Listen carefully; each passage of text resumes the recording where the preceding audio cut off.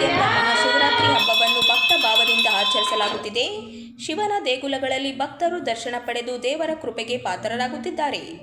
ಮಹಾಶಿವರಾತ್ರಿ ನಿಮಿತ್ತ ರಾಯಚೂರು ಜಿಲ್ಲೆಯಾದ್ಯಂತ ಸಂಭ್ರಮದ ವಾತಾವರಣ ನಿರ್ಮಾಣವಾಗಿದೆ. ಬೆಳಗಿನಿಂದಲೇ ಶಿವಭಕ್ತರು ದೇವಾಲಯಗಳಿಗೆ ಆಗಮಿಸಿ ಸಾರಥಿ ಸಾಲಿನಲ್ಲಿ ನಿಂತು ಭಕ್ತಿ ಸಮರ್ಪಿಸುತ್ತಿದ್ದಾರೆ.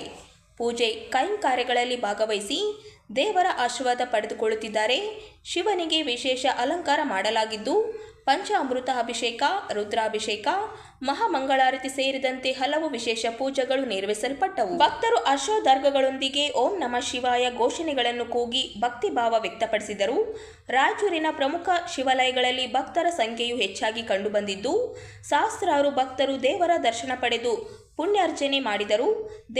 ದೇವಸ್ಥಾನಗಳ ಬಳಿ ಭದ್ರತಾ ವ್ಯವಸ್ಥೆ ಹಾಗೂ ಮೂಲ ಸೌಕರ್ಯಗಳನ್ನು ಕಲ್ಪಿಸಲಾಗಿತ್ತು.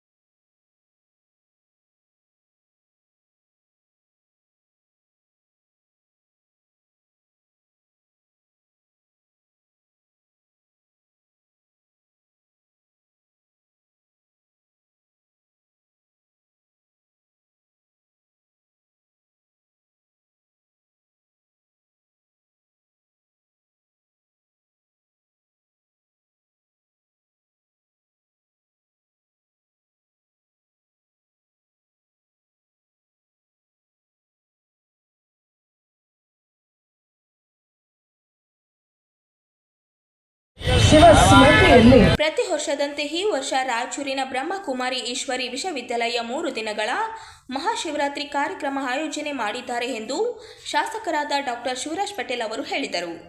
ರಾಜಯೋಗಿನಿ ಸುನೀತಾ ಸ್ಮಿತಾ ಅಕ್ಕನ ಮಾರ್ಗದಲ್ಲಿ ಮಹೋತ್ಸವ ಕಾರ್ಯಕ್ರಮ ನಡೆಯುತ್ತಾ ಬಂದಿದೆ. ಕಾರಣ ರಾಯಚೂರಿನ ಎಲ್ಲ ಸಾರ್ವಜನಿಕರು ಹೆಚ್ಚಿನ ಸಂಖ್ಯೆಯಲ್ಲಿ ಫೆಬ್ರವರಿ 14ರಿಂದ 16 ದಿನಾಂಕದವರೆಗೆ ಕಾರ್ಯಕ್ರಮದಲ್ಲಿ ವೈವಿಧ್ಯಮಯವಾದಂತಹ ಕಾರ್ಯಕ್ರಮಗಳನ್ನು ಆಯೋಜನೆಯನ್ನ ಮಾಡಲಾಗಿದೆ.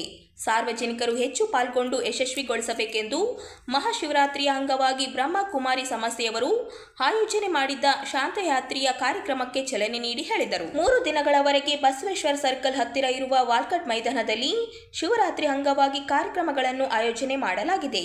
ಕಾರಣ ರಾಯಚೂರು ನಗರದ ಎಲ್ಲರೂ ಸಂಖ್ಯೆಯಲ್ಲಿ ಭಾಗವಹಿಸಿ ಈ ಒಂದು 3 ದಿನದ 9ನೆಯ ಮಹಾಶಿವರಾತ್ರಿ ಕಾರ್ಯಕ್ರಮ ಬ್ರಹ್ಮಕುಮಾರಿ ಅವರ ನೇತೃತ್ವದ ಆಶ್ರಮದಲ್ಲಿ ನಮ್ಮ ಸ್ಮಿತಾ ಅಕ್ಕನವರ ಆಶೀರ್ವಾದದಲ್ಲಿ ಪ್ರತಿ ವರ್ಷವೂ ಶಿವರಾತ್ರಿ ಅಂಗವಾಗಿ ಸರ್ವಜಾತಿಯ ಸದ್ಭಾವನಾ ಯಾತ್ರೆ ಶಾಂತಿಯುತವಾಗಿ ನಡೀತಾ ಇದೆ.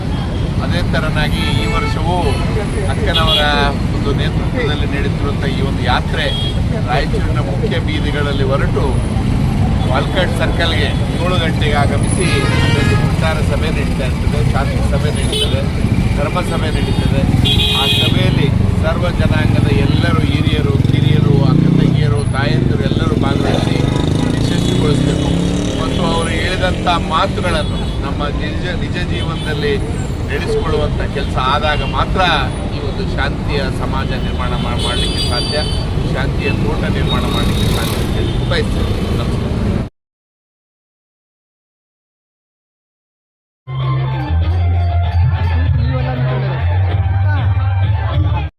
ಮಹಾಶಿವರಾತ್ರಿ ಹಬ್ಬದ ಪ್ರಯುಕ್ತ ವಿಧಾನ ಪರಿಷತ್ ಸದಸ್ಯ ಎ ವಸಂತ್ ಕುಮಾರ್ ಅವರು ರಾಯಚೂರಿನ ಐತಿಹಾಸಿಕ ನಂದೇಶ್ವರ ದೇವಸ್ಥಾನಕ್ಕೆ ಭೇಟಿ ನೀಡಿ ನಂದೇಶ್ವರನ ದರ್ಶನ ಪಡೆದರು.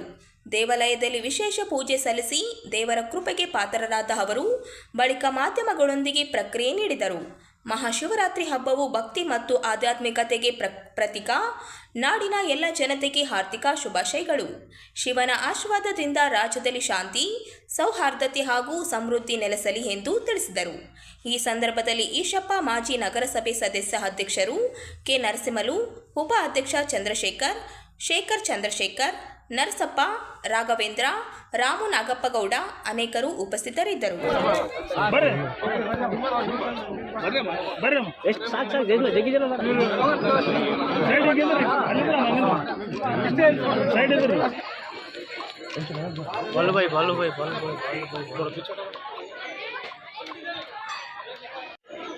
ಮಹಾಶಿವರಾತ್ರಿಯ ಶುಭ ದಿನದಂದು ಪವಿತ್ರ ದಿನದಂದು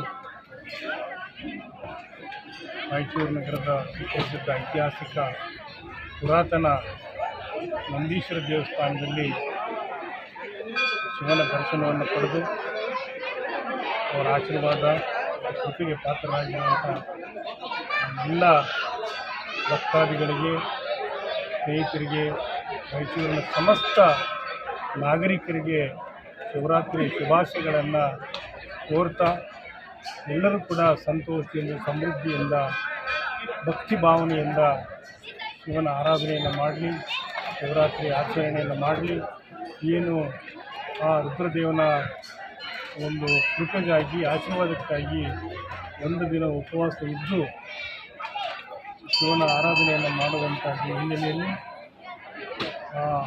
ಮಹಾಶಿವ ಮಹಾದೇವ ಎಲ್ಲರನ್ನು ಕೂಡ ಕಾಪಾಡಲಿ, ಎಲ್ಲರಿಗೂ ಕೂಡ ಆಶೀರ್ವಾದವನ್ನು ಮಾಡಲಿ.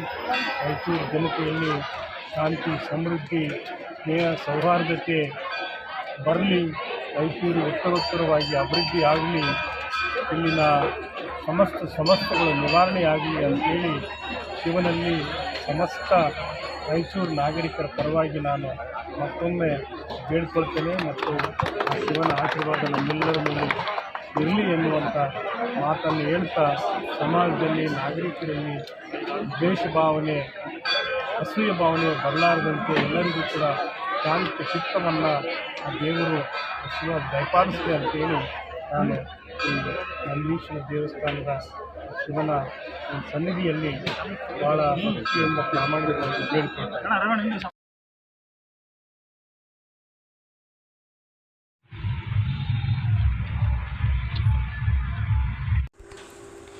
ಈಶ್ವರಿ ವಿಶ್ವವಿದ್ಯಾಲಯ ವತಿಯಿಂದ ನಗರದ ವಾಲ್ಕಟ್ ಮೈದಾನದಲ್ಲಿ ನವದಶಕೋತ್ಸವ ಕಾರ್ಯಕ್ರಮವನ್ನು ಭಕ್ತಿ ಭಾವದಿಂದ ಆಯೋಜಿಸಲಾಗಿದೆ.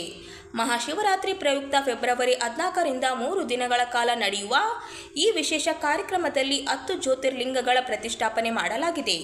ಭಕ್ತರು ಶಿವಲಿಂಗಗಳ ದರ್ಶನ ಪಡೆದು ಪೂಜೆ ಸಲ್ಲಿಸುತ್ತಿದ್ದಾರೆ. ಪ್ರತಿದಿನ ಸಂಜೆ 5 ಗಂಟೆಯಿಂದ ರಾತ್ರಿ 10 ಗಂಟೆಯವರೆಗೆ ವಿವಿಧ ಸಾಂಸ್ಕೃತಿಕ ಕಾರ್ಯಕ್ರಮಗಳು, ಭಕ್ತಿ ಗೀತೆಗಳು ಹಾಗೂ ಆಧ್ಯಾತ್ಮಿಕ ಉಪನ್ಯಾಸಗಳು ನಡೆಯುತ್ತಿವೆ. ಕಾರ್ಯಕ್ರಮಕ್ಕೆ ನಗರ ಸೇರಿದಂತೆ ಸುತ್ತಮುತ್ತಲಿನ ಪ್ರದೇಶಗಳಿಂದ ಸಾಕಷ್ಟು ಸಂಖ್ಯೆಯಲ್ಲಿ ಭಕ್ತರು ಆಗಮಿಸಿ ಭಾಗವಹಿಸುತ್ತಿದ್ದಾರೆ. ನವದಶಕೋತ್ಸವದ ಅಂಗವಾಗಿ ಆಯೋಜಿಸಿರುವ ಈ ಕಾರ್ಯಕ್ರಮ ಭಕ್ತರಲ್ಲಿ ಧಾರ್ಮಿಕ ಭಾವನೆ ಹೆಚ್ಚಿಸುವ ಜೊತೆಗೆ ಸಾಂಸ್ಕೃತಿಕ ಸಂರಕ್ಷಣೆಗೆ ಸಹಕಾರಿಯಾಗುತ್ತಿದೆ ಎಂದು ಆಯೋಜಕರು ತಿಳಿಸಿದ್ದಾರೆ.